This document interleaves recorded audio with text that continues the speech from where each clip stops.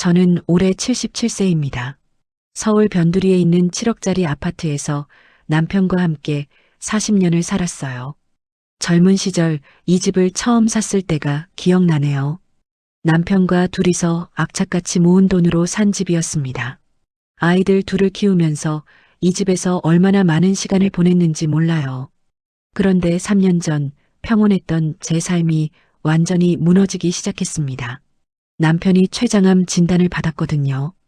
병원에서 진단서를 받아든 순간 눈앞이 캄캄했어요. 췌장암이라니.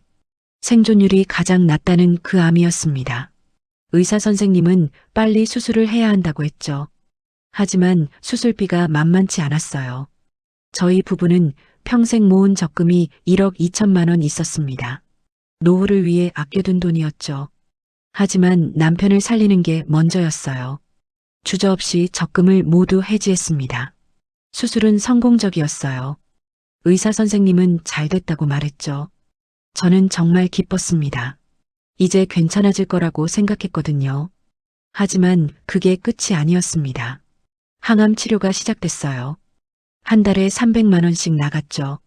보험으로 일부는 해결됐지만 나머지 돈은 제가 내야 했습니다. 적금을 깬 돈이 점점 줄어들었어요.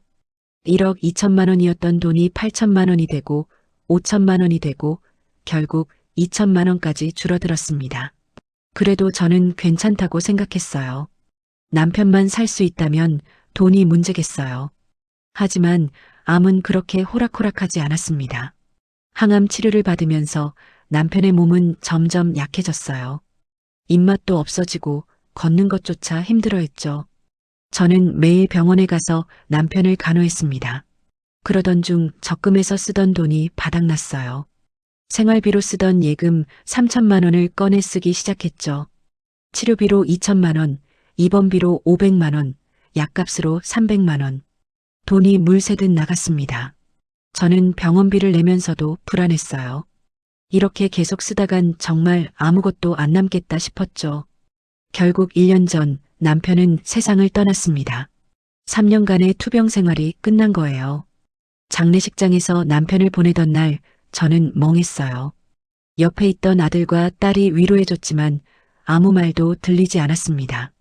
그냥 남편이 없는 세상이 믿기지 않았죠. 장례를 치르고 나니 통장에 남은 돈은 80만 원 뿐이었어요. 장례 비용으로 300만 원이 나갔거든요. 친척들이 부조금을 줬지만 그걸로도 부족했습니다. 저는 통장을 보면서 한숨만 나왔어요. 이제 어떻게 살아야 하나 싶었죠. 매달 관리비가 10만 원, 대출 이자가 30만 원씩 나갔습니다.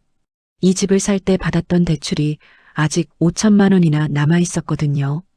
당시에는 갚을 수 있을 거라고 생각했어요. 남편도 일하고 저도 파트타임으로 일했으니까요. 하지만 남편이 아프면서 일을 그만뒀죠. 대출 이자만 겨우겨우 내고 있었습니다. 이제 남편도 없고 저 혼자서는 도저히 이자를 낼 방법이 없었어요. 77세에 일자리를 구하는 것도 불가능했죠. 저는 밤마다 잠을 이루지 못했습니다. 이러다가 집을 빼앗기는 건 아닐까 그런 생각이 머릿속을 떠나지 않았어요. 그러던 어느 날 문득 아이들 생각이 났습니다. 아들 준호는 경기도에서 중소기업 과장으로 일하고 있었어요. 딸 수진이는 부산에서 공무원으로 근무 중이었죠. 둘 다 안정적인 직장을 가지고 있었습니다. 저는 아이들을 키우면서 정말 많은 걸 해줬어요. 준호는 서울에 있는 사립대학을 나왔습니다. 등록금만 1년에 1천만 원이었죠. 4년 동안 4천만 원을 댔어요. 수진이도 마찬가지였습니다. 지방에 있는 국립대학을 나왔지만 자취비며 생활비를 모두 제가 댔죠. 결혼할 때도 각각 5천만 원씩 보태줬어요. 준호가 결혼한다고 했을 때 저는 적금을 깨서 돈을 마련했죠. 수진이가 시집갈 때도 똑같이 5천만 원을 줬습니다. 그때는 돈이 아깝지 않았어요. 내 자식들이 행복하게 사는 게 중요했으니까요. 하지만 지금은 상황이 달랐습니다. 저는 정말 힘들었어요. 냉장고는 거의 비어 있었죠. 밥을 먹어도 반찬 한두 가지로 때우는 게 전부였습니다. 가끔은 밥을 거를 때도 있었어요. 배는 고픈데 돈을 아껴야 했으니까요. 혼자서는 도저히 버틸 수 없다는 생각이 들었습니다. 아이들에게 도움을 청해야겠다고 결심했죠. 저는 떨리는 손으로 휴대폰을 꺼냈어요. 준호의 전화번호를 누르기 전에 한참을 망설였습니다. 자식에게 손 벌리는 게 이렇게 어려운 일인지 처음 알았어요. 하지만 달리 방법이 없었죠. 저는 통화 버튼을 눌렀습니다. 전화가 연결됐습니다. 신호음이 몇 번 울리고 나서 준호가 받았어요. 여보세요, 엄마? 목소리는 평소와 다름없이 밝았죠. 저는 목이 메었습니다. 뭐라고 말을 꺼내야 할지 몰랐어요. 한참을 머뭇거리다가 겨우 입을 열었습니다. 준호야, 엄마가 지금 좀 힘들어서 그러는데. 목소리가 떨렸어요. 저는 최대한 차분하게 말하려고 애썼죠. 내가 알다시피 아빠 병원비로 돈을 다 썼잖니. 지금 통장에 80만 원밖에 안 남았어. 준호는 아무 말이 없었습니다. 저는 말을 이었어요. 매달 관리비랑 대출 이자만 40만 원이 나가거든. 혼자서는 도저히 감당이 안 돼. 저는 숨을 한번 크게 들이마셨습니다. 그래서 말인데 1년만 매달 40만 원씩만 도와줄 수 있겠니? 1년 안으로 방도를 마련해서 더 이상 피해 안 줄게. 약속할게. 준호는 한참 동안 침묵했어요. 저는 가슴이 두근거렸죠. 아들이 뭐라고 대답할지 너무 궁금했습니다. 그리고 동시에 두려웠어요.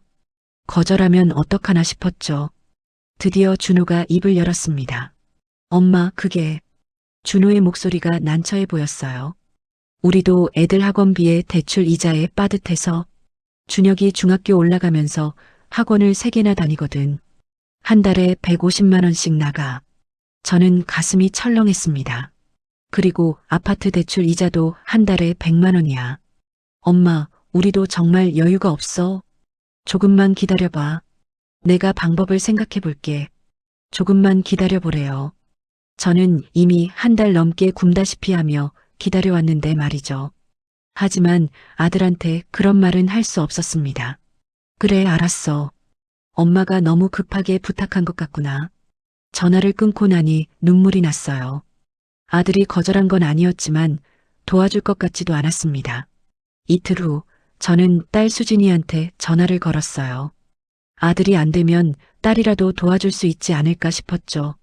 수진이는 공무원이니까 월급이 안정적이잖아요. 전화를 받은 수진이의 목소리는 피곤해 보였습니다. 엄마, 무슨 일이세요? 저는 준호한테 했던 말을 똑같이 반복했어요. 지금 얼마나 힘든지 매달 40만 원만 1년 동안만 도와달라고요. 1년 안으로 방도를 마련하겠다고 약속했죠. 수진이는 한숨을 쉬었습니다. 그 한숨 소리가 제 가슴을 찔렀어요. 엄마, 저도 지금 상황이 안 좋아요. 시댁에서 돈 문제로 눈치를 엄청 받고 있거든요. 수진이의 목소리는 조심스러웠습니다. 시어머니가 제가 친정에 돈을 보낸다고 뭐라고 하세요. 그래서 지금은 정말 힘들어요. 미안해요, 엄마. 저는 아무 말도 할 수 없었어요. 시댁 눈치를 본다는 말이 무슨 뜻인지 알았죠.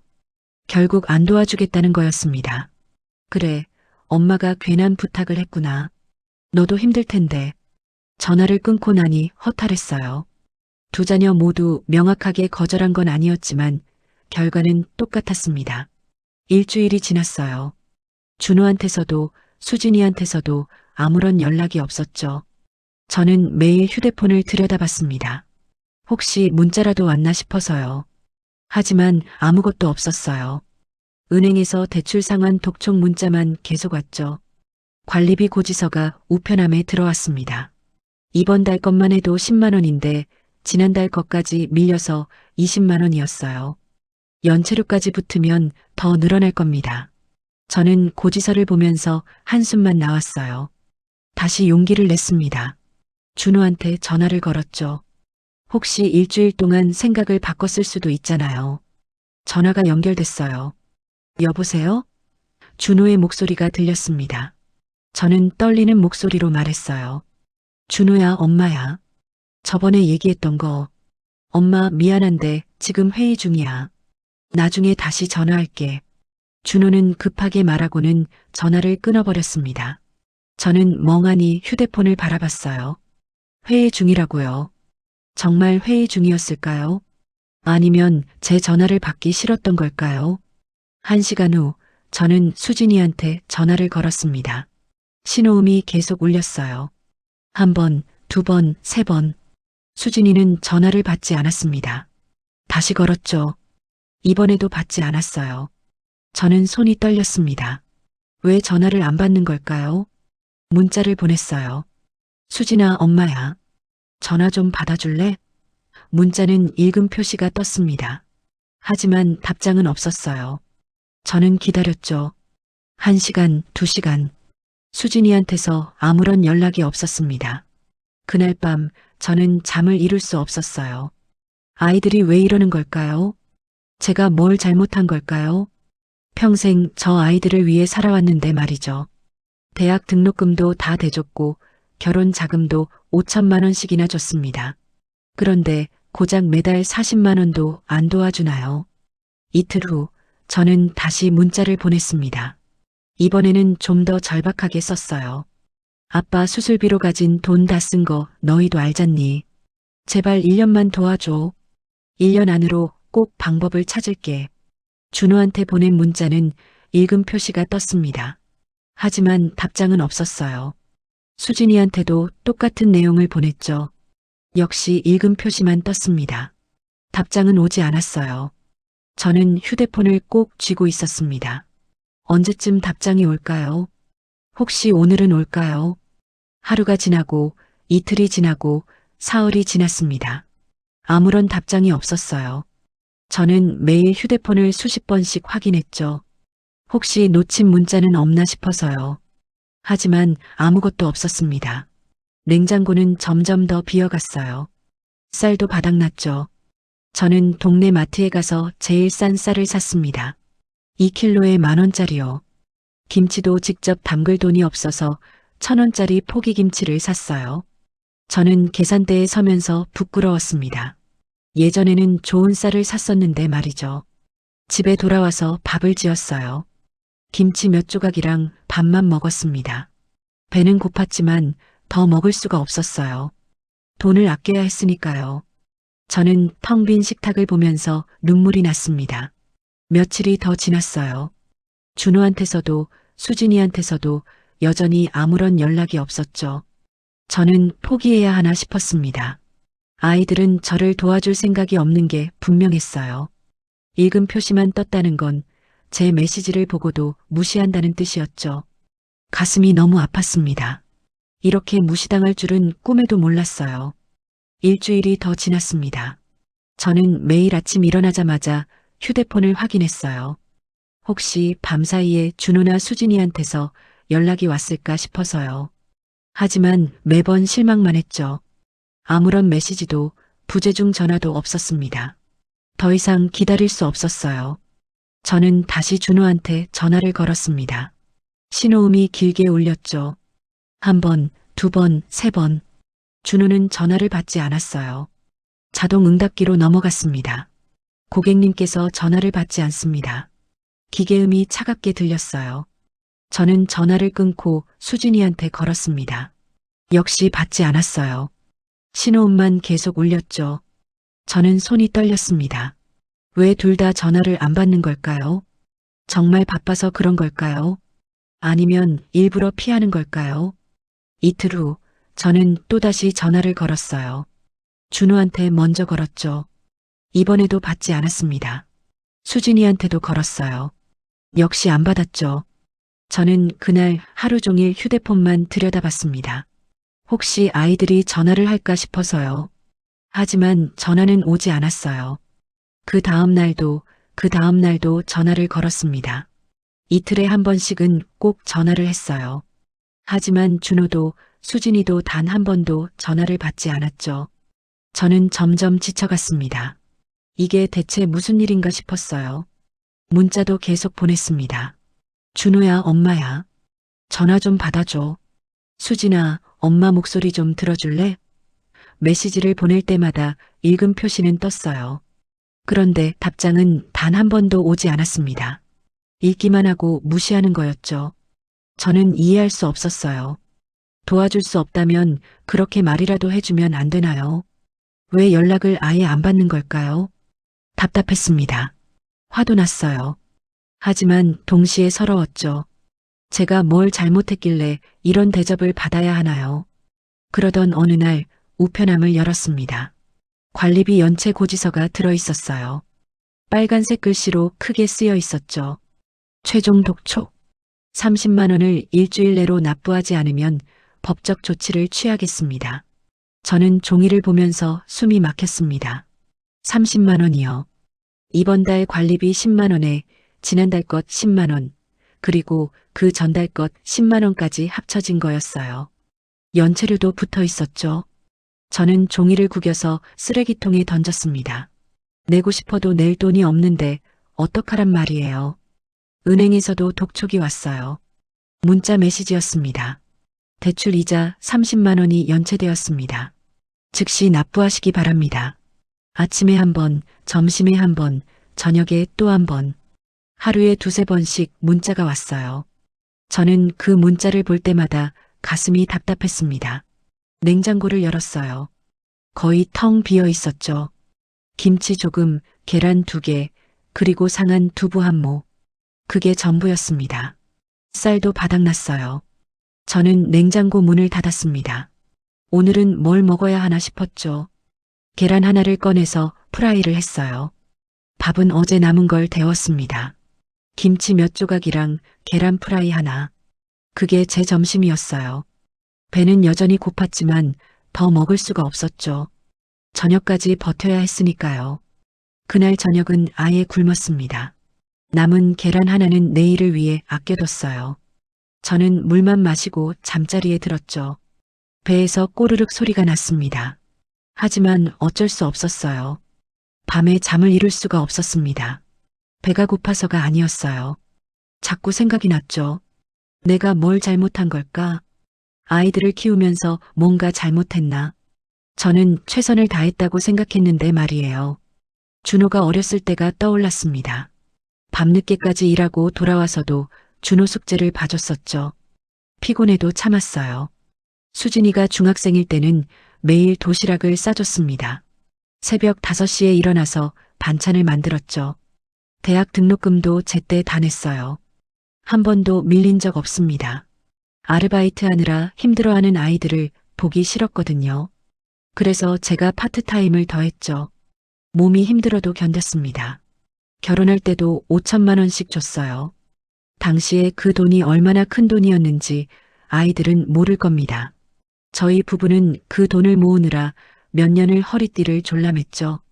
외식도 안 하고 옷도 안 사고 오직 아이들을 위해 모았습니다. 그런데 지금은 어떤가요? 고작 매달 40만 원을 부탁했는데 연락도 안 받아요. 평생 헌신해서 키운 자식들이 이렇게 냉정할 수 있다는 게 믿기지 않았습니다. 제 가슴이 찢어지는 것 같았어요. 새벽 2시가 넘어서야 잠이 들었습니다. 하지만 얼마 못 자고 깼어요. 악몽을 꿨죠. 꿈속에서 준호와 수진이가 저를 외면하고 돌아서는 모습을 봤습니다. 저는 땀을 흘리며 깼어요. 아침이 됐습니다. 저는 남은 계란 하나로 아침을 먹었어요. 김치도 이제 거의 다 떨어졌죠. 저는 지갑을 열어봤습니다. 10,000원짜리 지폐 3장이 전부였어요.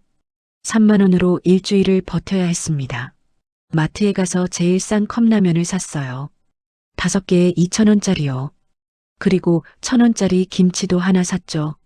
계산을 하고 나니 지갑에 27,000원이 남았습니다. 저는 무거운 발걸음으로 집에 돌아왔어요. 그날도 그 다음 날도 아이들한테서는 아무런 연락이 없었습니다. 저는 절망감에 빠졌어요. 하지만 동시에 혹시나 하는 마음도 있었죠. 어쩌면 오늘은 연락이 올지도 몰라. 그런 기대를 버릴 수가 없었습니다. 휴대폰을 들여다보는 시간이 점점 늘어났어요.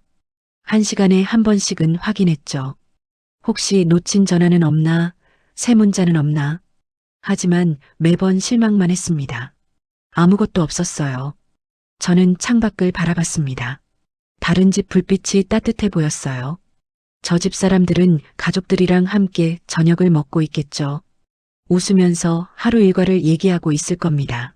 저는 홀로 어두운 방에 앉아 있었어요. 자식들은 제 전화조차 받지 않았죠. 그날 밤 저는 또다시 잠을 이루지 못했습니다. 천장만 바라보며 시간을 보냈어요. 아이들은 지금 뭘 하고 있을까? 잘 자고 있을까? 아니면 저처럼 잠 못 이루고 있을까? 아마 아닐 겁니다. 저를 무시할 정도면 마음 편히 자고 있겠죠. 그날 오후 저는 우연히 컴퓨터를 켰습니다. 평소에는 잘 안 하는 일이었어요. 그냥 뭔가 할 일이 필요했죠. 멍하니 앉아있기만 하니까 자꾸 우울한 생각만 들었거든요. 인터넷을 켜고 포털 사이트에 들어갔습니다. 무심코 페이스북 아이콘을 클릭했어요. 오랜만이었죠. 제 계정은 몇 달 전부터 방치해뒀었습니다. 로그인을 하니 피드가 쭉 올라왔어요. 친구들의 근황이 보였죠. 저는 그냥 스크롤을 내리고 있었습니다. 그러다가 준호의 게시물이 눈에 들어왔어요. 사진이 여러 장 올라와 있었습니다. 저는 무심코 클릭했죠. 그런데 깜짝 놀랐습니다. 제주도 사진이었거든요. 준호 가족이 제주도에 가 있었어요. 첫 번째 사진은 공항에서 찍은 거였습니다. 준호와 며느리 그리고 손주 둘이 웃고 있었죠. 두 번째 사진은 호텔 로비였어요.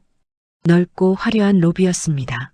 대리석 바닥에 샹들리에가 걸려 있었죠. 이건 보통 호텔이 아니에요. 세 번째 사진을 보고 저는 숨이 막혔습니다. 오션뷰 객실이었어요. 넓은 창문 너머로 바다가 보였죠. 침대도 킹 사이즈였습니다. 이런 방은 하룻밤에 30만 원은 좋게 할 겁니다. 다음 사진들은 레스토랑에서 찍은 거였어요. 테이블 위에 음식이 가득했습니다. 회, 스테이크, 랍스터, 고급 음식들이었죠. 손주들은 행복한 표정으로 음식을 먹고 있었어요. 준호와 며느리도 웃고 있었습니다. 게시글을 읽었습니다. 애들이 좋아하네요. 오랜만에 힐링. 저는 손이 떨렸어요. 힐링이요. 오랜만에 힐링. 준호는 제주도에서 힐링을 하고 있었던 겁니다. 저한테는 매달 40만 원도 없다고 해놓고 말이죠. 사진을 더 보니 날짜가 찍혀 있었습니다. 3일 전부터 올라온 사진들이었어요. 그러니까 지금 여행 중이란 얘기죠. 4박 5일 일정인 것 같았습니다. 계속 스크롤을 내렸어요. 관광지 사진도 있었습니다. 성산 일출봉, 우도, 협재 수욕장. 가족들이 즐겁게 웃고 있었죠. 렌터카를 빌린 것 같았어요. 사진 뒤에 고급 SUV가 보였습니다. 저는 화면을 멍하니 바라봤습니다. 댓글도 읽어봤어요. 친구들이 부러워하는 댓글을 달아놨더군요. 부럽다 너희 가족 역시 준호 애들 데리고 제주도 가면 돈 많이 들 텐데 대단해. 저는 마지막 댓글을 보고 피식 웃음이 나왔습니다. 돈 많이 들 텐데요. 그렇죠. 정말 돈이 많이 들 겁니다. 제주도 4박 5일이면 최소 200만 원은 들어요. 비행기가, 숙박비, 렌터카, 식비 다 합치면 300만 원도 넘을 겁니다. 저는 화가 났습니다. 아니, 화를 넘어서 배신감이 들었어요. 준호는 저한테 학원비랑 대출 이자 때문에 힘들다고 했죠. 150만 원 학원비에 100만 원 이자. 그래서 여유가 없다고 했습니다. 그런데 제주도 여행은 갈 돈이 있어요. 수진이 생각이 났습니다. 저는 부들부들 떨리는 손으로 인스타그램에 접속했어요. 수진이 계정을 찾았죠. 들어가 보니 역시나였습니다. 사진이 줄줄이 올라와 있었어요. 온천 리조트 사진이었습니다. 수진이가 노천탕에서 찍은 셀카였어요. 화장기 없는 얼굴로 웃고 있었죠. 배경에 산이 보였습니다. 어디 지방에 있는 고급 온천 리조트 같았어요. 다음 사진은 객실이었습니다. 다다미 방에 큰 창문이 있었어요. 창문 너머로 정원이 보였죠. 침대도 2개나 있었습니다. 이런 방은 하룻밤에 20만 원은 할 겁니다.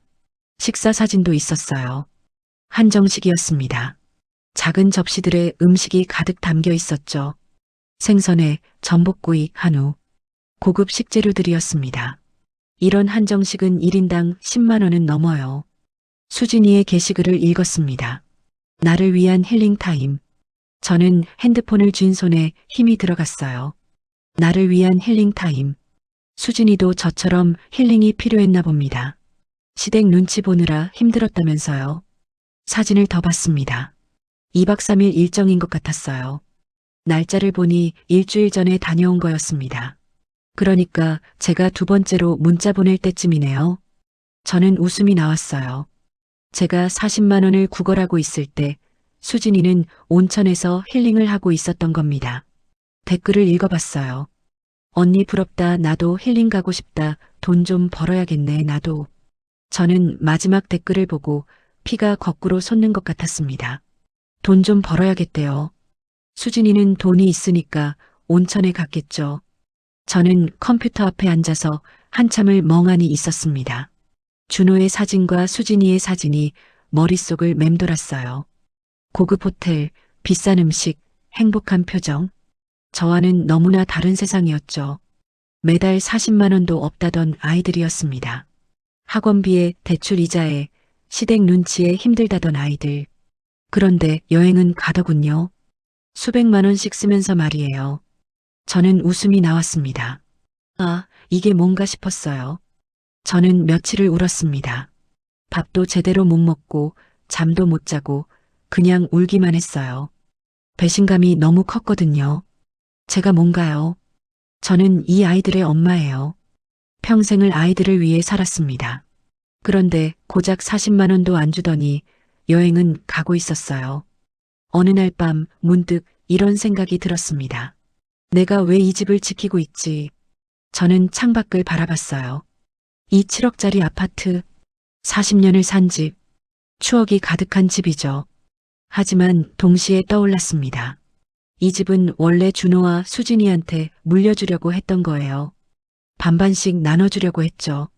그래서 돈이 없어도 팔지 않았습니다. 힘들어도 꾹 참았어요. 이 집만큼은 아이들한테 남겨줘야 한다고 생각했거든요. 준호한테 3억 5천, 수진이한테 3억 5천, 딱 반반씩 나눠주려고 했습니다. 아이들이 이 돈으로 더 좋은 집을 사거나 빚을 갚거나 아니면 자식들 교육비로 쓰라고요. 그게 제 계획이었어요. 그런데 지금 생각해보니 우스웠습니다. 저한테 매달 40만 원도 안 주는 아이들한테 7억을 물려준다고요. 여행 가느라 바쁜 아이들한테요. 저는 피식 웃음이 나왔어요. 저는 지금 굶고 있는데 아이들은 랍스터를 먹고 있었죠. 이게 말이 되나요? 저는 그날 밤 잠을 이루지 못했습니다. 하지만 이번에는 슬퍼서가 아니었어요. 생각을 정리하고 있었죠. 이 집을 어떻게 할까? 아이들한테 물려줘야 할까? 아니면 다른 방법이 있을까? 머릿속이 복잡했습니다. 다음 날 아침 저는 집안을 둘러봤습니다. 40년을 산 집이에요. 거실 한쪽 벽에는 아이들 어렸을 때 사진이 걸려 있었죠. 준호가 초등학교 입학식 때 찍은 사진, 수진이가 피아노 대회에서 상 받았을 때 사진. 추억이 가득한 집이었습니다. 남편이 아팠던 1년 동안 저는 정말 힘들었어요. 병원비를 내느라 돈이 다 떨어졌죠. 집을 팔까 생각한 적도 있었습니다. 그러면 당장 돈 걱정은 없을 테니까요. 하지만 팔지 않았어요. 이 집만큼은 애들한테 남겨줘야지. 그게 제 생각이었습니다. 저희 부부가 평생 모아서 산 집이에요. 남편과 함께 살았던 추억도 있고요. 무엇보다 이건 아이들 몫이라고 생각했죠. 남편이 돌아가시고 나서도 마찬가지였습니다. 매달 40만 원을 내지 못해서 고통스러웠어요. 연체 고지서가 쌓이고 은행에서 독촉이 와도 버텼죠. 배고픔도 참았습니다. 왜냐고요? 이 집을 지켜야 했으니까요. 준호한테 3억 5천, 수진이한테 3억 5천. 제가 죽으면 이렇게 나눠주려고 했어요.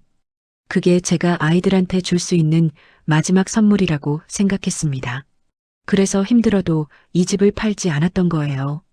돈이 없어도 집을 팔지 않았던 이유는 오직 자녀들을 위해서였습니다. 제가 편하게 살려고 했다면 진작 팔았겠죠. 작은 집으로 이사 가고 남은 돈으로 편하게 살 수도 있었어요. 하지만 그러지 않았습니다. 아이들을 생각했거든요. 준호는 대출이 많아요. 아파트 대출만 5천만 원이래요. 이자가 한 달에 100만 원씩 나간다고 했죠. 제가 죽고 나서 이 집을 물려받으면 대출을 갚을 수 있을 거예요. 그러면 준호 가족이 훨씬 편해지겠죠. 수진이도 마찬가지예요. 시댁에서 눈치를 본다고 했잖아요. 그런데 3억 5천이 생기면 달라질 겁니다. 시댁에서도 함부로 못하겠죠. 수진이가 당당해질 수 있어요. 저는 그걸 바랐습니다. 하지만 지금은 아니에요. 저는 소파에 앉아서 한참을 생각했습니다. 매달 40만 원도 안 주는 자식들, 제주도 여행 가고 온천 여행 가는 자식들, 제 전화는 받지도 않는 자식들, 이런 아이들한테 7억을 물려준다고요. 아니죠. 저는 고개를 저었습니다. 그럴 이유가 없어요. 제가 왜 굶어가면서까지 이 집을 지켜야 하나요? 아이들은 저를 신경도 안 쓰는데 말이에요. 저는 바보같이 혼자 희생하고 있었던 겁니다. 내 노후는 내가 책임져야겠다. 그런 생각이 들었어요. 저는 이제 77세예요. 얼마나 더 살지 모르죠. 하지만 남은 인생이라도 편하게 살고 싶었습니다. 아이들한테 의지할 수 없다면 제 힘으로 살아야죠. 자녀들에게 집을 물려주는 것보다 내 삶을 편하게 사는 게 맞다고 판단했습니다. 이게 이기적인 생각일까요? 아니에요. 저는 평생 아이들을 위해 살았어요. 이제는 저를 위해 살아도 되잖아요. 저는 일어나서 휴대폰을 집어들었습니다. 준호와 수진이의 연락처를 오래 바라봤어요. 더 이상 이 번호로 전화하지 않기로 했습니다. 기다리지도 않을 거예요. 아이들이 저를 버렸으니 저도 아이들을 놓아주기로 했죠. 마음이 홀가분해졌습니다. 무거웠던 짐을 내려놓은 것 같았어요. 그동안 아이들 생각에 밤잠을 설쳤는데 이제는 안 그래도 되겠죠. 저는 컴퓨터를 켰습니다. 인터넷으로 강원도를 검색했어요. 조용한 마을들이 많더군요. 속초, 강릉, 양양. 다 좋아 보였습니다. 저는 바다가 보고 싶었어요. 남편과 함께 신혼여행으로 강원도에 갔었거든요. 그때 본 바다가 아직도 기억나요. 부동산 사이트에 들어갔습니다. 강원도 매물을 검색했죠. 아파트, 빌라, 단독주택, 여러 종류가 있었어요. 저는 빌라를 클릭했습니다. 아파트는 너무 비싸고 단독주택은 관리하기 힘들 것 같았거든요. 가격대를 3억 이하로 설정했어요. 매물이 쭉 나왔습니다. 저는 하나하나 클릭해서 봤죠. 오래된 빌라도 있었고 신축 빌라도 있었어요. 저는 신축이 좋았습니다. 수리할 곳이 없을 테니까요. 속초 외곽에 있는 신축 빌라가 눈에 들어왔습니다. 가격은 3억이었어요. 사진을 봤죠. 깨끗한 빌라였습니다. 2층 건물이고 한 층에 2가구씩 들어가는 구조더군요. 저는 1층 매물을 보고 있었어요. 바다 전망이라고 적혀 있었습니다. 사진을 더 봤죠. 베란다에서 바다가 보였어요. 멀리 있긴 했지만 확실히 바다였습니다. 저는 마음에 들었어요. 매일 아침 베란다에서 바다를 보면 좋겠다 싶었죠. 평수는 20평이었습니다. 방 2개, 거실, 주방, 화장실. 혼자 살기에 딱 맞는 크기였어요. 너무 크지도 않고 작지도 않았죠. 관리하기도 편할 것 같았습니다. 사진을 계속 봤어요. 주방은 깨끗했고 화장실도 새 거였습니다. 방에는 붙박이장도 있었어요. 마음에 들었죠. 여기서 살면 어떨까? 저는 상상해 봤습니다. 아침에 일어나서 베란다에 나가요. 바다를 보면서 커피를 마시죠. 날씨 좋은 날에는 산책을 나갑니다. 해변을 걷는 거예요. 동네 사람들이랑 인사도 나누고요. 그런 삶이 그려졌습니다. 부동산 중개사 전화번호가 적혀 있었어요. 저는 메모장에 번호를 적었습니다. 내일 전화해 봐야겠다 싶었죠. 매물을 더 살펴봤어요. 다른 빌라도 봤지만 처음에 본 게 제일 마음에 들었습니다. 계산을 해봤어요. 이 집을 팔면 6억 5천에서 7억 정도 받을 수 있을 겁니다. 대출 5천만 원을 갚고 나면 6억이 남죠. 빌라를 3억에 사면 3억이 남아요. 은행에 3억을 예금하면 이자가 얼마나 나올까요? 저는 계산기를 두드렸습니다. 연이율 4%라고 치면 1년에 1,200만 원이에요. 한 달로 나누면 100만 원이죠. 100만 원이면 충분합니다. 관리비 10만 원 내고 식비로 50만 원 쓰고 병원비로 20만 원 쓰고 그래도 20만 원이 남아요. 여유롭게 살 수 있겠죠. 컵라면이 아니라 제대로 된 밥을 먹을 수 있습니다. 저는 웃음이 나왔어요. 왜 진작 생각 못했을까요? 그동안 저는 바보같이 굶으면서 이 집을 지키고 있었던 겁니다. 아이들한테 주려고요. 하지만 아이들은 저를 신경도 안 썼죠. 이제는 다릅니다. 저는 제 인생을 살 거예요. 남은 인생이라도 편하게 살고 싶습니다. 바다 보면서 맛있는 거 먹으면서 친구들도 사귀면서요. 그게 제가 바라는 삶이에요. 새로운 삶을 시작하기로 마음먹었습니다. 저는 메모장에 적어둔 부동산 전화번호를 다시 봤어요.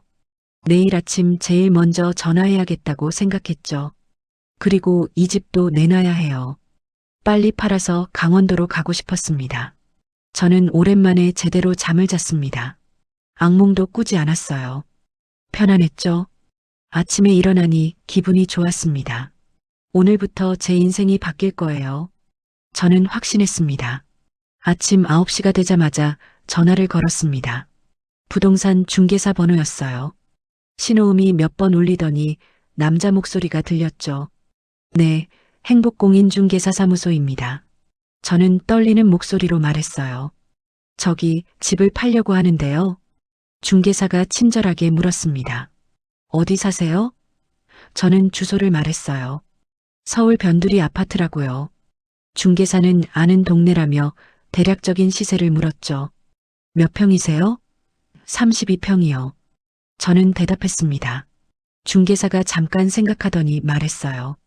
요즘 시세로는 6억 5천에서 7억 사이일 겁니다. 한번 나가서 봐야 정확한 가격을 말씀드릴 수 있어요. 저는 알겠다고 했죠. 오늘 오후에 와달라고 부탁했습니다. 오후 2시 중개사가 왔어요. 50대 중반쯤 돼 보이는 남자였습니다. 집안을 둘러보더니 고개를 끄덕였죠. 상태가 괜찮네요. 깨끗하게 쓰셨어요. 저는 40년을 살았다고 말했습니다. 중개사는 베란다도 보고 화장실도 봤어요. 방마다 다 들어가 봤죠. 그러고 나서 말했습니다. 6억 7천에서 6억 8천 정도면 나갈 것 같아요. 빨리 파시려면 6억 5천에 내놓으시면 되고요. 2년 전만 해도 8억까지 올랐던 집이었습니다. 남편이 아팠을 때 부동산에서 그렇게 말했었거든요. 하지만 지금은 어쩔 수 없었어요. 6억 8천이면 충분했습니다. 6억 7천에 내놓아 주세요. 저는 말했죠. 중개사가 고개를 끄덕였어요. 알겠습니다. 사진 좀 찍어도 될까요? 저는 허락했습니다. 중개사는 휴대폰으로 집안을 찍기 시작했어요. 거실, 방, 주방, 화장실 다 찍었죠. 일주일이 지났습니다. 중개사한테서 연락이 왔어요. 보러 오고 싶다는 사람이 있대요. 저는 좋다고 했죠. 다음 날 30대 부부가 왔습니다. 신혼부부 같아 보였어요. 부부는 집안을 꼼꼼히 봤습니다. 남편은 벽지 상태를 확인하고 아내는 주방을 살펴봤어요. 둘 다 만족스러워하는 것 같았죠. 생각보다 좋네요. 남편이 말했습니다. 층간소음은 어때요? 저는 조용한 편이라고 대답했어요. 하지만 그 부부는 계약하지 않았습니다. 다른 집도 더 보고 싶대요. 저는 실망했지만 기다렸죠. 며칠 후 또 다른 사람이 왔습니다. 이번에는 40대 남자였어요. 혼자 왔더군요. 그 남자도 집을 둘러봤습니다. 베란다에서 경치를 보더니 고개를 끄덕였어요. 괜찮네요. 하지만 역시 바로 계약하지는 않았습니다. 좀 더 생각해 보겠대요. 2주가 지났습니다. 보러 오는 사람은 많았는데 계약하는 사람은 없었어요. 저는 조바심이 났죠. 중개사한테 전화했습니다. 왜 계약이 안 되는 거예요? 중개사가 말했어요. 요즘 경기가 안 좋아서요. 조금만 기다려보세요. 3주째 되던 날 드디어 연락이 왔습니다. 중개사가 흥분한 목소리로 말했어요. 계약하겠다는 분이 나타났어요. 6억 8천에요. 저는 가슴이 뛰었습니다. 정말요? 네, 내일 계약하러 오신대요. 다음 날 40대 부부가 왔습니다. 처음 보는 사람들이었어요. 중개사무소에서 만났죠. 계약서를 작성했습니다. 손이 떨렸어요. 6억 8천만 원. 평생 살았던 집의 가격이었죠. 계약금으로 6,800만 원을 받았습니다. 통장에 돈이 들어왔어요. 저는 통장을 보면서 실감이 났습니다. 정말 팔았구나. 이제 이 집은 제 집이 아니에요. 조금 후련한 마음이 들었죠. 잔금은 한 달 후에 받기로 했습니다. 그 전에 이사를 가야 했어요. 저는 강원도 부동산에 전화를 걸었습니다. 속초 외곽 신축 빌라 말이에요. 아직 매물 있나요? 네, 있습니다. 다행이었어요. 일주일 후 저는 강원도로 갔습니다. 직접 눈으로 보고 싶었거든요. 버스를 타고 3시간을 갔죠. 속초 터미널에 내려서 택시를 탔습니다. 외곽 신축 빌라 단지로 가주세요. 택시는 시내를 벗어나 해안도로로 들어섰어요. 창밖으로 바다가 보였습니다. 저는 창문을 열었죠. 바닷바람이 들어왔어요. 짜릿했습니다. 20분쯤 가니 빌라 단지가 나타났어요. 새하얀 건물이었습니다. 2층짜리 빌라가 5동 있었어요. 저는 차에서 내렸죠. 부동산 중개사가 나와서 반겼습니다. 어서 오세요. 제가 안내해 드릴게요. 1층 집을 봤습니다. 문을 열자 새집 냄새가 났어요. 깨끗했죠. 거실도 넓고 주방도 깔끔했습니다. 방 2개도 마음에 들었어요. 화장실은 욕조까지 있었죠. 베란다로 나갔습니다. 멀리 바다가 보였어요. 파란 바다였습니다. 저는 한참 바다를 바라봤죠. 여기서 살고 싶다는 생각이 들었습니다. 계약할게요. 저는 중개사한테 말했어요. 계약금으로 3천만 원을 냈습니다. 잔금은 2주 후에 주기로 했어요. 저는 서울로 돌아왔습니다. 이제 이사 준비를 해야 했죠. 짐을 싸기 시작했습니다. 40년치 짐이 정말 많았어요. 옷장을 열어보니 오래된 옷들이 가득했죠. 남편 옷도 있었습니다. 저는 남편 옷을 한참 바라봤어요. 이제 버려야 할 것 같았습니다. 거실 장롱도 열어봤어요. 앨범이 나왔죠. 아이들 어렸을 때 사진들이었습니다. 준호가 3살 때 찍은 사진, 수진이가 돌 때 찍은 사진. 저는 앨범을 넘겨봤어요. 행복했던 시절이었죠. 하지만 이제는 아니에요. 저는 앨범을 닫았습니다. 짐 속에 넣었죠. 가져갈 건 가져가야 해요. 추억까지 버릴 수는 없으니까요. 2주가 지났습니다. 서울집 잔금을 받았어요. 대출 5천만 원을 갚고 나니 6억 3천만 원이 남았습니다. 강원도 빌라 잔금 2억 7천만 원을 냈죠. 그러니까 3억 6천만 원이 남았어요. 아, 맞다. 이사 비용이랑 부동산 수수료도 냈습니다. 이것저것 빠져나가니 3억 8천만 원 정도 남았죠. 저는 이 돈을 은행에 예금했습니다. 은행 직원이 말했어요. 정기 예금하시면 연 4% 이율입니다. 저는 계산해봤죠. 3억 8천만 원에 4%면 1,520만 원이에요. 한 달로 나누면 127만 원쯤 되겠네요. 127만 원이면 충분했습니다. 빌라 관리비가 5만 원, 식비가 50만 원, 병원비가 20만 원. 그래도 50만 원 넘게 남아요. 저는 웃음이 났습니다. 이제 굶지 않아도 되겠어요. 이사 날이 다가왔습니다. 저는 집안을 마지막으로 둘러봤어요. 40년간 살았던 집이었습니다. 거실 소파에 앉았던 기억, 주방에서 요리하던 기억, 방에서 아이들 재우던 기억, 다 떠올랐죠. 추억이 가득한 집이었습니다. 하지만 이제는 떠날 때가 됐어요. 저는 현관문을 나서면서 뒤돌아봤습니다. 안녕. 작게 말했죠. 미련은 없었습니다. 이제 새로운 삶이 기다리고 있으니까요. 이사 전날 밤이었습니다. 저는 텅 빈 집에 홀로 앉아 있었어요. 짐은 다 싸서 이삿짐 센터에 맡겼죠. 내일 아침이면 강원도로 떠납니다. 저는 휴대폰을 꺼냈어요. 준호한테 문자를 보냈습니다. 집 팔았다. 이제 연락하지 마라. 짧게 썼죠. 더 이상 할 말이 없었거든요. 전송 버튼을 눌렀습니다. 메시지가 전송됐어요. 수진이한테도 똑같은 내용을 보냈습니다. 집 팔았다. 이제 연락하지 마라. 저는 두 자녀한테 마지막 인사를 한 겁니다. 이제 끝이에요. 전화번호부를 열었습니다. 준호 이름을 눌렀죠. 차단 버튼이 보였어요. 저는 잠깐 망설였습니다. 정말 차단해도 될까? 하지만 이미 결심한 일이었죠. 차단 버튼을 눌렀습니다. 수진이 번호도 차단했어요. 이제 아이들한테서 전화나 문자가 와도 받지 않을 겁니다. 저는 휴대폰을 내려놓았죠. 가슴이 조금 답답했지만 동시에 홀가분했습니다. 다음 날 아침 일찍 일어났어요. 이삿짐차가 왔습니다. 짐을 다 실었죠. 저는 마지막으로 집안을 둘러봤습니다. 텅 빈 집이었어요. 40년의 추억이 담긴 집. 하지만 이제 남의 집입니다. 강원도로 출발했습니다. 이삿짐차를 따라 버스를 탔어요. 3시간 동안 창밖을 바라봤죠. 서울을 벗어나니 풍경이 달라졌습니다. 산과 들판이 보였어요. 공기도 맑은 것 같았죠. 속초에 도착했습니다. 택시를 타고 빌라로 갔어요. 이삿짐차가 먼저 와 있었습니다. 짐을 내리고 있더군요. 저는 집 앞에 서서 건물을 올려다봤어요. 새하얀 빌라. 이제 여기가 제 집입니다. 짐을 다 들여놓고 나니 오후 3시였어요. 저는 침대에 앉아서 숨을 돌렸습니다. 피곤했죠. 하지만 뿌듯했어요. 드디어 이사를 마쳤습니다. 베란다로 나갔습니다. 문을 여니 바닷바람이 들어왔어요. 시원했죠. 멀리 바다가 보였습니다. 파도 소리가 들렸어요. 저는 난간에 기대서 바다를 바라봤습니다. 마음이 편안해졌어요. 처음 느끼는 감정이었죠.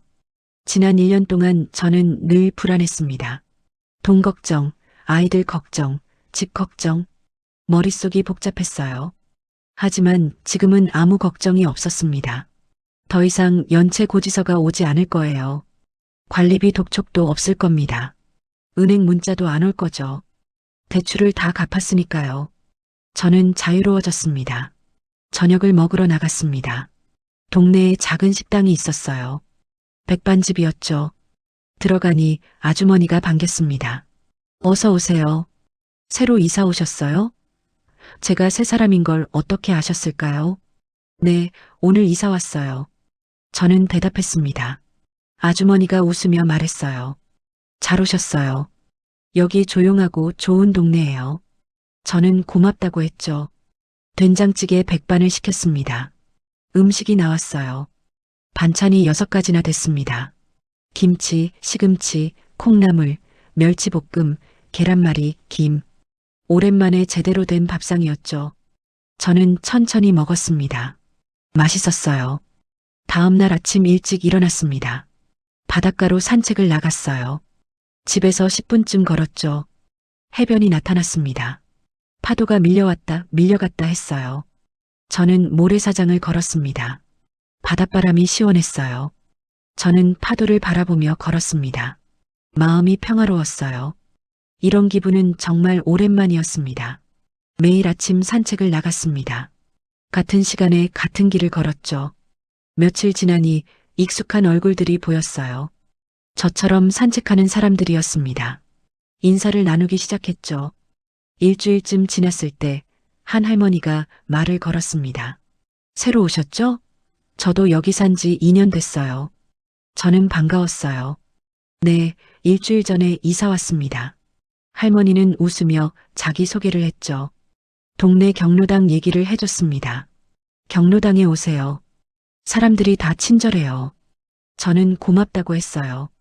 다음 날 경로당에 가봤습니다. 작은 건물이었어요. 들어가니 할머니, 할아버지들이 화투를 치고 있었습니다. 제가 들어가자 모두 쳐다봤어요. 새로 오신 분이에요? 한 할머니가 물었죠. 저는 네라고 대답했습니다. 사람들이 반겼습니다. 자리를 권하더군요. 저는 앉아서 차를 마셨어요. 할머니들이 질문을 했습니다. 어디서 오셨어요? 서울에서요. 자식들은 어디 있어요? 저는 잠깐 망설였죠. 따로 살아요. 짧게 대답했습니다. 더 이상 묻지 않더군요. 저는 고마웠어요. 그날부터 경로당에 자주 갔습니다. 사람들과 화투도 치고 수다도 떨었죠. 새로운 친구들이 생겼습니다. 영숙이 언니, 순자 언니, 철수 형님. 다들 좋은 분들이었어요. 웃음이 많아졌습니다. 외롭지 않았죠. 한 달이 지났습니다. 저는 통장을 확인했어요. 이자가 들어왔더군요. 120만 원이었습니다. 저는 통장을 보면서 미소를 지었어요. 이게 진짜 내 돈이구나. 서울에 있을 때는 통장 잔액이 늘 80만 원이었습니다. 줄어들기만 했죠. 하지만 지금은 달라요. 매달 120만 원씩 들어옵니다. 저는 더 이상 돈 걱정을 안 해도 돼요. 가끔 아이들 생각이 납니다. 준호는 잘 지내고 있을까? 수진이는 행복할까? 손주들 얼굴도 보고 싶어요. 하지만 연락하지 않습니다. 제가 번호를 차단했으니까요. 내 노후는 내가 책임진다. 저는 스스로에게 다짐했습니다. 아이들한테 의지하지 않을 거예요. 제 힘으로 살아갈 겁니다. 그게 맞는 것 같아요. 평생 남을 위해 살았습니다. 남편을 위해, 아이들을 위해, 가족을 위해. 제 자신은 늘 뒷전이었죠. 하지만 이제는 달라요. 나를 위해 살기로 했습니다. 아침에 일어나면 커피를 내립니다. 베란다에 앉아서 바다를 보면서 마셔요. 여유롭죠? 점심은 경로당에서 먹습니다. 저녁은 집에서 간단하게 해 먹어요. 밤에는 텔레비전을 보다가 일찍 잡니다. 단순한 일상이에요. 하지만 행복합니다. 이런 평화가 있다는 걸 몰랐죠. 77세에 새로운 인생을 시작했습니다. 늦었다고 생각할 수도 있어요. 하지만 아니에요. 나쁘지 않습니다. 오히려 좋아요. 자유롭거든요. 아무한테도 구속받지 않아요. 제가 하고 싶은 대로 살 수 있습니다. 이게 진짜 제 삶이에요. 오늘 아침도 바닷가를 산책했습니다. 갈매기들이 날아다녔어요. 파도 소리를 들으며 걸었죠. 영숙이 언니를 만났습니다. 오늘 점심 뭐 먹어요? 언니가 물었어요. 경로당 가려고요. 저는 대답했습니다. 언니가 웃으며 말했죠. 나도 가. 같이 가요. 우리는 함께 경로당으로 갔습니다. 다른 사람들도 있었어요. 오늘도 웃음소리가 가득했습니다. 점심을 먹고 화투를 쳤어요. 제가 이겼습니다. 다들 웃으며 축하해줬죠. 저도 웃었어요. 이런 소소한 행복이 있다는 게 감사했습니다. 저녁에 집에 돌아왔습니다. 베란다에 앉아서 바다를 봤어요. 해가 지고 있었죠. 노을이 아름다웠습니다. 저는 커피를 한 모금 마셨어요. 평화로운 하루였습니다. 내일도 모레도 이런 날들이 계속될 거예요. 저는 그게 좋습니다. 77세, 새로운 인생. 나쁘지 않아요. 정말로요.